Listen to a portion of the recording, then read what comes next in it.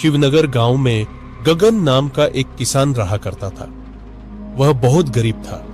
उसके माता पिता बचपन में ही उसे छोड़कर चल बसे थे, इसलिए वह अकेला पड़ गया था। उसके पास घर के अलावा सिर्फ एक छोटा सा जमीन का टुकड़ा था, जिसमें वह खेती किया करता था। शाम का समय होता है, तभी उसका करीबी दोस्त अजय काफी दिनों बाद उससे मिलने आता है। अजय, तुम यहाँ इतने दिनों बाद? पहले बैठने को नहीं कहोगे?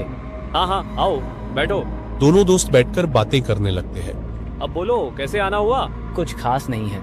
मैं कुछ काम के लिए शहर गया था, उधर से लौटा तो सोचा तुमसे मिल लेता हूँ। तुम बताओ, कैसे हो? मैं ठीक हूँ। और क्या हुआ है? हमेशा खुश रहने वाला आदमी आज इतना उदास क्यों है? कुछ नहीं दोस्त, दूसरे गांव में एक सेठ से कुछ पैसे उधार लिए थे। थोड़े थोड़े करके सब चुका दिया है, थोड़ा और बाकी है, कल जाकर दे दूंगा। तुम बताओ, शहर क्यों गए थे? वही पैसों की बात थी। मुझे थोड़े बहुत पैसों की जरूरत पड़ गई थी, इसलिए शहर अपने बैंक गया था। वहाँ गया तो बैंक में पैसे खत्म हो गए थे, इसलिए वापस लौटना पड़ा। तो फिर कल भी शहर जाओगे? हाँ, कल भी बैंक जाना पड़ेगा। लगता है रात हो गई, अब मुझे घर की ओर चलना चाहिए। आज रुक जाते तो अच्छा होता। नहीं दोस्त, मैं रुक नहीं सकता, मुझे चलना चाहिए। फिर अजय अपने दोस्त से बात करके घर की ओर चल देता है। अगले दिन गगन सेठ का बाकी पैसे देने के लिए उसके घर की ओर चल देता है। सेठ जी, क्या आप घर पर हैं? हाँ हाँ, अंदर आओ गगन, बैठो। सेठ जी, मेरे बाकी के पैसे कब लौटाऊंगा ये पूछने वाले आप, लेकिन मैं वही देने आया हूँ। तो अच्छी बात है, आज सुबह ही मुझे पैसों की जरूरत पड़ गई थी। ठीक हुआ जो तुम देने आ गए, नहीं तो मुझे बैंक जाना पड़ता। तभी गगन सेठ जी को बाकी के पैसे दे देता है। सेठ जी, मैंने सारे पैसे आपको चुका दिया है। हाँ गगन, तुम सारे पैसे अब चुका चुके हो। ठीक है सेठ जी, मैं अब चलता हूँ। ठीक है, जाओ। गगन पैसे देकर वहां से चल देता है। चलते चलते उसे वही दोस्त बहुत याद आ रहा था जो उसे कल शाम मिलने आया था। तभी गगन चलते चलते थक जाता है और एक पेड़ के नीचे बैठ जाता है। रास्ते में दोस्त का घर पड़ता है, एक बार भेंट कर लूंगा तो अच्छा होगा।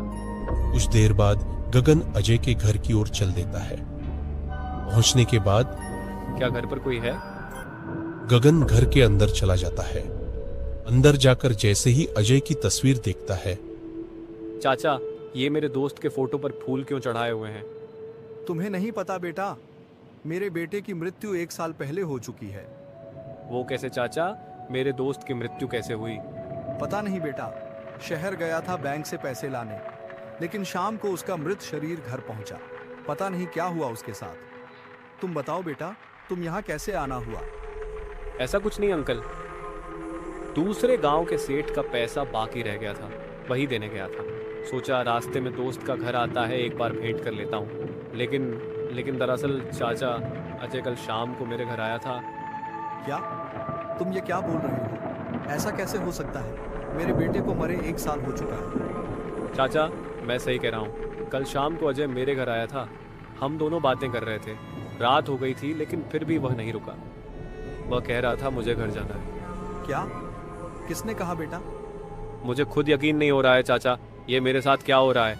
जिस दोस्त के साथ कल शाम को बैठकर बातचीत हो रही थी, आखिर वो कौन था?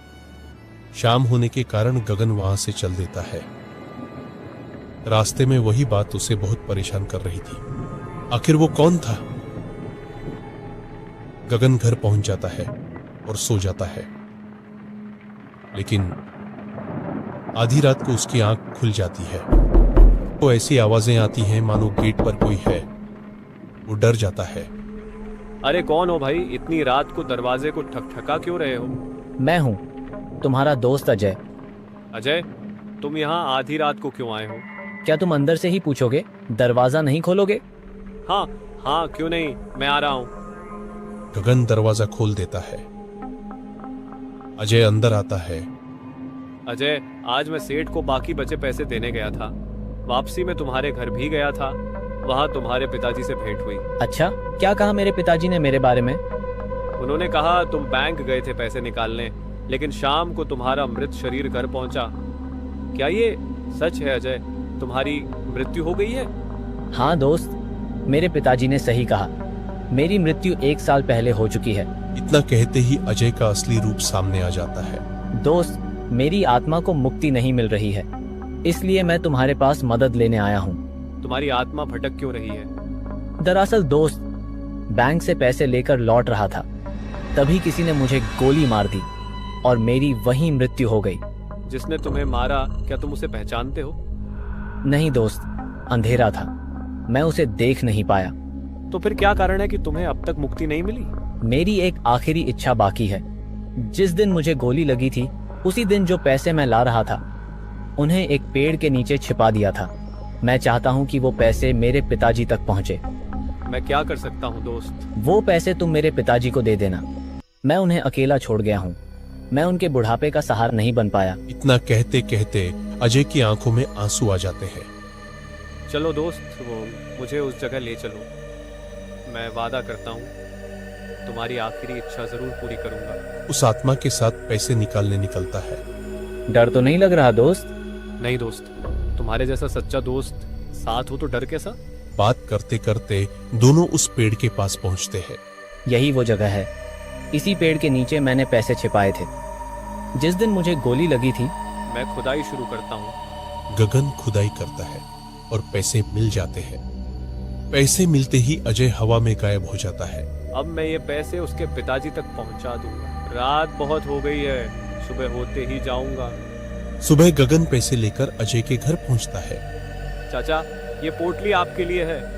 बेटा इसमें क्या है? इसमें पैसे हैं। अजय ने कहा था आपको देने के लिए। क्या? किसने कहा बेटा? आपके बेटे ने।